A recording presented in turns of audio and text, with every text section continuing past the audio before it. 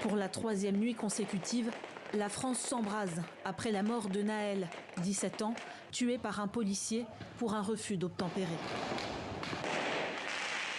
Heurts, échange de gaz lacrymogène, tirs de mortier, la brigade de recherche et d'intervention, la BRI, doit intervenir. Sur ces images, le chantier d'une piscine en cours de construction pour les JO de 2024 flambe à Aubervilliers dans le nord de Paris. Dans la nuit de jeudi à vendredi, au moins 667 personnes ont été interpellées. Selon le ministère de l'Intérieur, la plupart d'entre elles sont âgées de 14 à 18 ans. Face aux nombreuses destructions de bus et de tramways, l'ex-premier ministre Jean Castex réagit.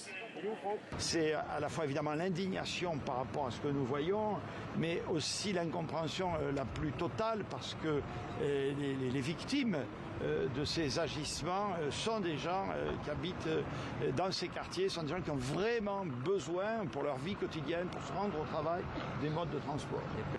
En région parisienne, au moins 3 villes ont décidé d'instaurer un couvre-feu. 40 000 policiers et gendarmes ont été mobilisés, dont 5 000 rien que dans la capitale.